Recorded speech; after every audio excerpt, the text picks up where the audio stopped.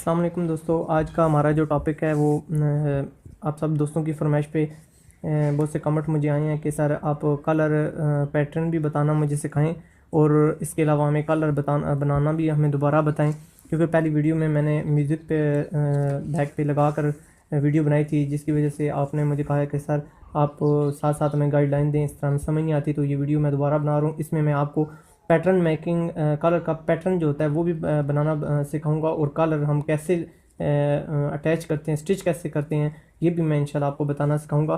तो दोस्तों, pattern making में सबसे पहले आपको एक रेडीमेड कलर कोई भी अच्छी क्वालिटी का आपको लेना पड़ेगा, क्योंकि अगर वैसे आपको मैं सिखाऊंगा तो वो तो मुझे उसकी ड्राफ्टिंग करने में थोड़ी सी आपको समझने में भी प्रॉब्लम होगी, दिक्कत होगी, तो वो बड़ा थोड़ा सा मुश्किल सा सब्जेक्ट है। तो उसका तरीक़ार भी थोड़ा सा मुश्किल होगा, आप लोगों को शायद वो समझ भी ना आ सके। तो इसके लिए सबसे आसान जो मैंने मेथड लिया वो यही लिया कि हम एक रेडीमेड कलर ले लेते हैं। तो उससे हम सबसे पहले अपना पैटर्न बना लेते हैं, और पैटर्न बनाने के बाद हम उससे नेक्स्ट हम कोई भी साइज़ का हम उससे अपना कलर काट सकेंगे। तो सबसे पहले आपने 17.5 इंच 17 इंच या इस साइज़ के गिर्द आपने एक कलर ले लेना है, रेडीमेड कलर, अच्छी क्वालिटी का आपने कलर कोशिश करनी है परचेज़ करने की।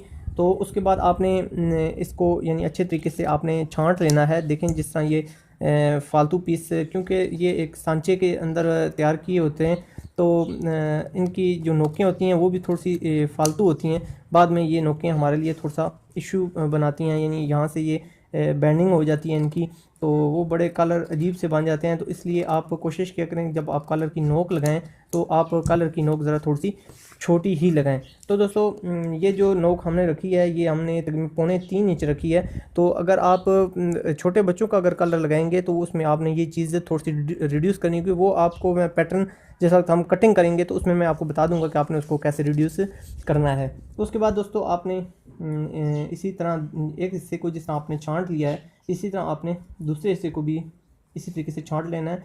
सबसे पहले या तो आप इसको दरमियान में से कट कर लें, ये इस तरह आपने कट कर लिया, तो उसके बाद इनको आपस में आप पेस्ट कर लें। अगर पेस्ट करेंगे तो इस तरह आपको कटिंग में भी आसानी हो जाएगी, तो इंशाल्लाह आपको समझ भी बेहतर आ जाएगा। इस तरह करके आप इसको ऊपर नीचे चिपका लें। इस तरह ये चिपका, जब आप चिपक जाएगा तो उसके बाद आप इसकी ये जो एक्स्ट्रा है वो आप पीस इसका काट सकेंगे। यानी ये जब ऊपर नीचे रखा जाता है तो हम तो प्रोफेशनली ट्रेन होते हैं, तो हमें तो बार बार कटिंग करके हम इसको कंट्रोल कर लेते हैं, लेकिन जो न्यू कमर होते हैं उनको फिर बाद में थोड़ी सी परेशानी होती है। तो कमेंट सेक्शन में मुझे बताया जाता है कि सर हमें थोड़ा सा सिंपल तरीके के साथ बताया करें। तो इस वजह से मैं आपको कोशिश करता हूँ कि ऐसी टिप्स के साथ बताऊँ ताकि आप सिंपल तरीके के साथ ये चीज़ समझ सकें। तो ये देखें दोस्तों, हमने इसका जो फालतू पीस है ये हमने काट लिया है। आप अगर इस पैटर्न को देर पा यूज़ करना चाहते हैं तो आप इसकी जो तहें हैं, ये जर्मन बुकरम मैं यूज़ कर रहा हूँ, क्योंकि कलर जो रेडीमेड होता है वो तो भी जर्मन बुकरम में ही है। तो आपने इसकी तय को 3 कर लेना है, उससे ये होगा कि आपकी ज़रा तय जो होगी वो अच्छी बन जाएगी। तो उसके बाद आपने ये हमने एक पीस हमारा तैयार हो चुका है, बड़ा पीस। इसके बाद हमने इसका छोटा पीस तैयार करना है। उसके लिए आपको क्या करना है कि अपने इस पैटर्न को इसके ऊपर आपने इसी तरह रख लेना है, और इसकी एक जो साइड है वो आपने इसी तरह, जिस तरह वो नोक आपने तैयार की है इसी तरह आपने इसकी भी ये नोक तैयार कर लेनी है। बिल्कुल आपने कोशिश करना है कि आपका कलर जो है ये बिल्कुल हिले नहीं, क्योंकि यहाँ से आपकी कलर जो है वो दूसरी बुकरम पे शिफ्ट होगा, तो अगर उसके अंदर नुक्स आएगा तो वो फिर थोड़ा सा बदसूरत लगता है। तो आपने कोशिश करनी है कि कटिंग यहाँ से ही करनी है। तो ये देखें हमने ये दूसरा पीस हमने उतार लिया है। तो जी दोस्तों, उसके बाद आपने ये देखें जैसे हमने कटिंग मुकम्मल किया है, तो ये एक साइड से तो हमारी ये पैमाइश मुकम्मल है, लेकिन दूसरी साइड से ये देखें थोड़ा सा मसला आ रहा है। तो आपने इस चीज़ को बिल्कुल ख़त्म करना है। जितना साइज़ इधर से हो उतना ही साइज़ आपका इधर से भी होना चाहिए। तो आप बेशक इस निशान को इधर से मेजरमेंट इसकी कर लें कि यार ये निशान इधर से आपका अगर फ़र्ज़ करें 2 सूत्र से थोड़ा सा ज़्यादा है, तो इधर से भी तो 2 सूत्र से ज़्यादा अगर वो साइज़ है तो आपने भी ये साइज़ भी इधर ही मेंटेन करना है। तो इधर से आपने इस जगह पर अपना निशान लगा लें, और इसको इस जगह पर रख कर जब आप ये पहला जो है ये आपका पैटर्न रहनुमाई के लिए बन चुका है, तो इसको इसके ऊपर रखने के बाद आप इसको इधर निशान लगा लें। ठीक है। इस निशान से आपकी ये रहनुमाई हो जाएगी। थोड़ा सा मैं मोटा बाल पे ये पॉइंटर यूज़ कर लेता हूँ ताकि आपको ये अच्छे तरीके से नज़र आ सके। देखें दोस्तों, ये आपकी रहनुमाई हो चुकी है। अब आपने इसको, इस निशान को उबे करके आपने इसकी कटिंग कर लेनी है। ये आपका पैटर्न मुकम्मल हो चुका है। अब देखें, आप इसके ऊपर आप इसको रख के देख सकते हैं। देख लें दोस्तों, हमारा साइज़ तकरीबन बिल्कुल मुकम्मल हो चुका है। अब हमने ये जो हमारा दूसरा हिस्सा है, इसको जिस तरह हमने पहले हिस्से को चिपकाया है, बिल्कुल इसी तरह सेम तरीक़ाकार के तहत हमने इस हिस्से को भी रख के हमने कटिंग कर लेनी है। पहले भी मैं आपको बता चुका हूँ कि अगर आपने अच्छा पैटर्न से रिज़ल्ट लेना है तो आप, ये भी हमने 2 पीस चिपकाए हैं, तो आप इसको 3 पीस कर लें ताकि ये आपका देरपा पैटर्न चल सके। उसके बाद आप दोनों तरफ से इसको, यानी ये आपका सही चिपका हुआ होगा तो आपको इसका खातिर खा रिज़ल्ट मिलेगा। इससे ये होगा कि ये आपका पैटर्न जो है वो मूव नहीं करेगा, आपको कटिंग में आसानी होगी। कोशिश करनी है आपने कि इसको ठंडा होने देना है थोड़ा सा, ताकि ये अपनी जगह पर इसी तरह बैठ जाए। उसके बाद दोस्तों, आपने ये जो आपका फालतू पीस है ये आपने कटिंग कर लेना है। ये देखें दोस्तों, कितनी आसानी के साथ हमारा पैटर्न कलर के 2 हिस्से जो हैं वो हमारे मुकम्मल हो चुके हैं, यानी 50% हमारा कलर तैयार हो चुका है। अब हमारा सिर्फ पैन रह चुका है। तो ये देखें, ये 2 पीस हमारे इजी तैयार हो चुके हैं। अब बेशक आप इधर से भी इसको बराबर कर सकते हैं। ये इसका एक पार्ट और ये इसका दूसरा पार्ट। अब दोस्तों रह गया बैन।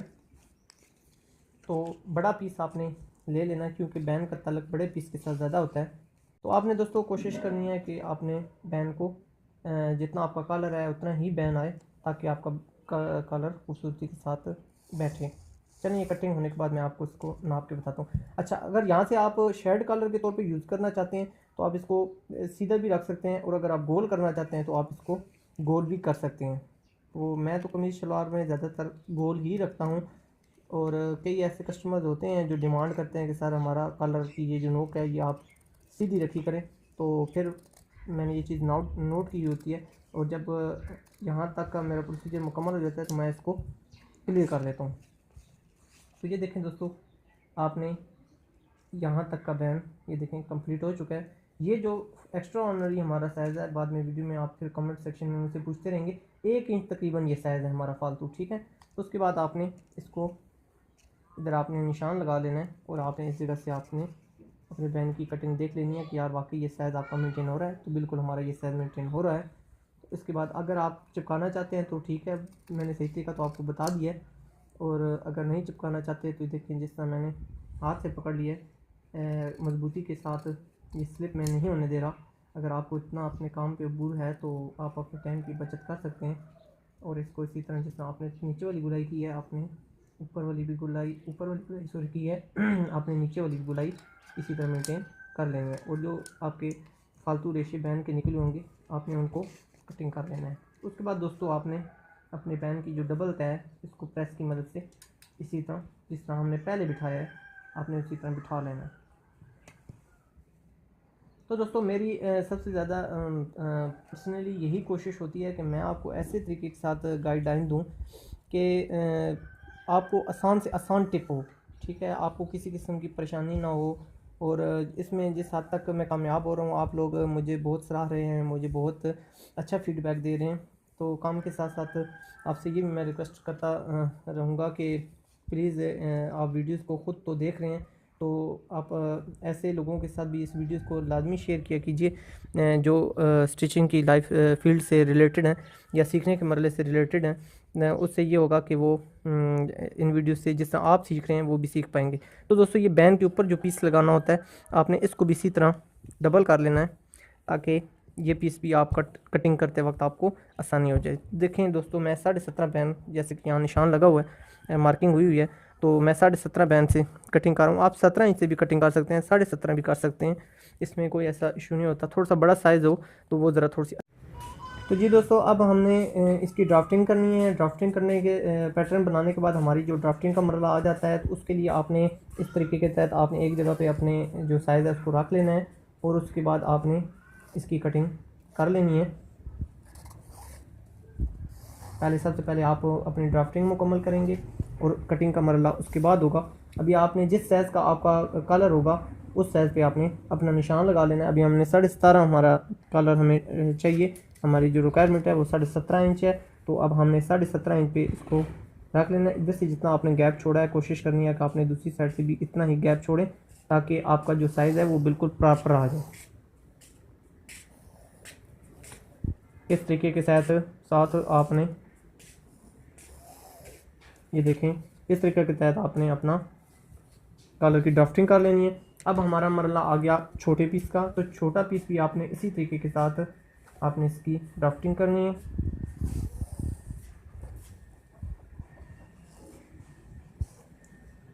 अब सबसे पहले अपने सारे कलर की ड्राफ्टिंग कर लें। अब फिर हमने 17.5 इंच यानी जो हमारा साइज़ है उसको हमने माप लेना है। मापने के बाद इधर आपने निशान लगा लेना है। निशान लगाने के बाद आपने इसको इसके साथ मैच कर लेना है। तो ये इस चीज़ का आपने ध्यान रखना है कि फॉर एग्जांपल अभी तो ये मैं बुकरम ज़्यादा इस वजह से मैं इसको यूज़ कर रहा हूँ कि जिस कोने से आपने शुरू करना है आपका दूसरा साइज़ भी उसी कोने पे ही हो। 3 इंच पे है तो ये यहाँ तक हमारा जो ये साइज़ है वो हमने 3 इंच पे ही रखा हुआ है। तो देखें दोस्तों 3 इंच पे ये साइज़ है। उसके बाद हमने इधर से ये जो निशान है हमारा, हमने उसको वे करना है। उसके बाद दोस्तों आपने अपनी जो आपकी ड्राफ्टिंग है वो आपने मुकम्मल कर लेनी है। ड्राफ्टिंग मुकम्मल करने के बाद आपका जो बैन का ऊपर वाला हिस्सा है वो आपका आ जाएगा। तो ये देखें दोस्तों आपका ड्राफ्टिंग छोटे जो पीस है उसकी भी मुकम्मल हो चुकी है। अब उसके बाद जो हमारा अगला प्रोसीजर है वो हमारा कलर का बैन जो है उसका प्रोसीजर आ जाता है। तो ये देखें दोस्तों जिस तरह आपने ये चीज़ बनाई थी इसी तरीके से हमने अब इसका बैन भी ड्राफ्ट करना है। उसके लिए आपने यही चीज़ अपनानी है। जैसे जितना आपने गैप है वो बाद में आप मेजरमेंट कर सकते हैं। इस तरीके के साथ आपने अपना ये साइज़ नाप लेना है, ठीक है। इसको इसी तरह आगे आप थोड़ा सा बढ़ा लें क्योंकि ये साइज़ जो होगा ये आपका 1.5 इंच यानी फालतू होगा। तो जब इसको आप बढ़ाएंगे तो ये कटिंग में आपके लिए टेंशन नहीं पैदा करेगा। तो ये देखें दोस्तों ये साइज़ आपका आ चुका है। अब आपने जिस तरह आपने बड़े साइज़ का आपने ये लिया था पीस, आपने इस जगह पे निशान लगा लिया है। इसी तरह 1 इंच का ये गैप रखने के बाद आपने इसका भी हाफ पे इस तरह निशान लगा लेना है। उसके बाद दोस्तों हमारा जो अगला प्रोसीजर है वो इसकी कटिंग का है। तो अब हम इसको कटिंग कर लेते हैं।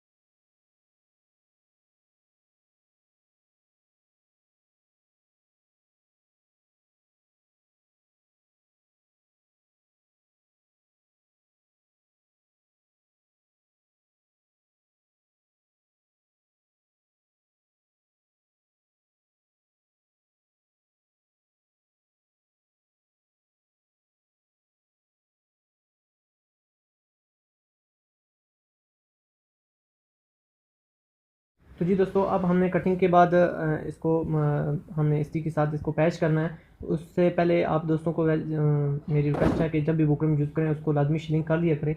तो शिलिंग करने के बाद मैंने इसको हल्का हल्की सी नम लगा लिया। हल्की सी नम लगाने के बाद मैंने इसको पेस्ट करना शुरू कर दिया है। तो नम लगाने का ये फ़ायदा होता है कि जब भी आप का कस्टमर अगर कपड़े धुलाई करेगा तो उसके बाद आपके कपड़ों पर बुलबुले नहीं आएंगे। और फ्यूजन करते वक्त आपने इस चीज़ का स्पेशली ध्यान रखना है कि आपने अच्छे तरीके के साथ फ्यूजन करनी है, ताकि उस बंदे यानी जो आपका कस्टमर है या आपने खुद अगर कपड़े अपने यूज़ करने हैं तो बाद में आपको किसी किस्म की कंप्लेन महसूस या कंप्लेन ना मिले। और जो चमकने वाली साइड है वो आपने नीचे रखनी है, जो खुरदरा हिस्सा होगा बुकरम का वो आपने ऊपर रखना है, और ये जो आपने दरमियान में गैप छोड़ना है ये तकरीबन आपका 1 सूत्र, ये आपका गैप लाजमी होना चाहिए। ठीक है, उसके बाद आपने इधर से सेंटर के साथ मैच कर लेना है ये चीज़। और उसके बाद आपने 1 पीस, यानी हमने कपड़े का 1 पीस होगा, कलर 4 पीस होगा, इस तरीके के साथ आपने कलर बनाना है। दोस्तों, इस तरह कलर बनाने का फ़ायदा आपको ये होगा कि ख़ास तौर पे एक तो ये जो मेथड है ये आसान है, इजी है, बहुत इजी है। इसको आप इजी अप्लाई कर सकते हैं, आपको किसी किस्म की टेंशन नहीं होगी। ठीक है, देखें घर में बना हुआ ये कलर मैंने आपको जिस पैटर्न के साथ मैंने आपको। तो जी दोस्तों, उसके बाद हमने ऊपर वाला हिस्सा लगाना है, इसको हमने उसी तरीके से इस पे ऊपर पैच कर देना है। साथ साथ आपने जिस तरह मैंने आपको बताया कि नम का इस्तेमाल आपने लाजमी करना है। नम से ये होगा कि आपका जो सूट होगा, जो आपकी बुकरम होगी वो भाप की मदद से बैठेगी। तो जब भाप की मदद से आपकी बुकरम बैठती है तो उसके अंदर एक तो पायदारी आ जाती है, और आपकी बुकरम जो है वो धुलने के बाद भी एक तो ख़राब नहीं होगी, उसके अंदर बुलबुले नहीं आएंगे। तो आपने कोशिश करनी है कि आपने नम का इस्तेमाल हर सूरत में करना है। ठीक है, नम ये पानी को कहते हैं, ये ना बाद में आप किसी टेंशन में पड़ जाएं कि आप पता नहीं नम क्या चीज़ होती है। तो आपने एक तो इसका जो सीधी और उल्टी साइड होती है उसका स्पेशली ध्यान किया कीजिए। उसके बाद दोस्तों आपने ये देखें जो चौथा इसका पीस है वो भी हमने अटैच कर दिया है। देखें दोस्तों, हमने हाथ से ये अपना कलर जो कटिंग की है कितना सफाई और कितनी नफासत के साथ ये पीस कटिंग हुआ है। तो उसके बाद दोस्तों हमने ये कोई ऐसा इशू नहीं होता, मैं तो वैसे खूबसूरती के लिए ये चीज़ इस तरह बनाता हूँ। तो अगर आपने कम भी साइज़ रखना है तो कोई ऐसा इशू की बात नहीं होती। ये ज़रा कलर में खूबसूरती लाता है और थोड़ी सी कलर में जान बन जाती है, क्योंकि मैं थोड़ी सी नरम बुकरम यूज़ करता हूँ। तो इतने नोक आपकी गिरेगी नहीं। ये जो साइज़ आपका थोड़ा सा ज़्यादा है इसको वॉच कर लेना है। अगर आपने यही मेरा तरीका अपनाना है तो आप बेशक इसको भी अपना सकते हैं। थोड़ी सी मेहनत तलब काम है, लेकिन इस तरह आपके कलर की जान बाकी रहेगी। ठीक है दोस्तों, ये इस तरह आपका ये बैठ चुका है। अब आपने इसी को, अगर ये चमक वाली साइड है तो चमक वाली साइड इसी तरह रखने के बाद आपने इधर ड्राफ्टिंग कर लेनी है।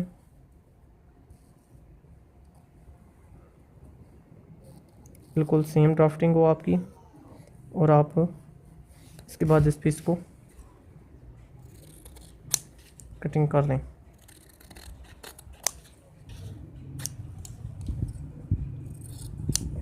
ये उस साइड का हमारा पीस आ गया और ये हमारा ऑलरेडी इस साइड का पीस तैयार था।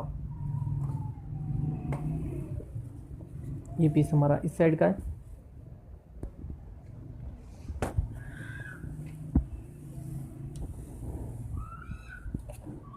तो आपने इसको भी पानी लगा लेना है।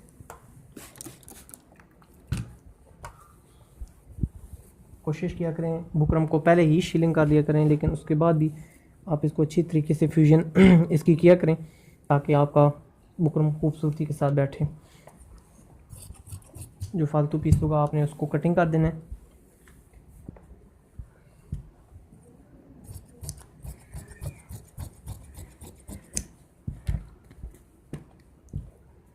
इसके बाद आपने इसी का छोटा सा कट लगा लेना है, और पहले आपने पानी नहीं लगाना।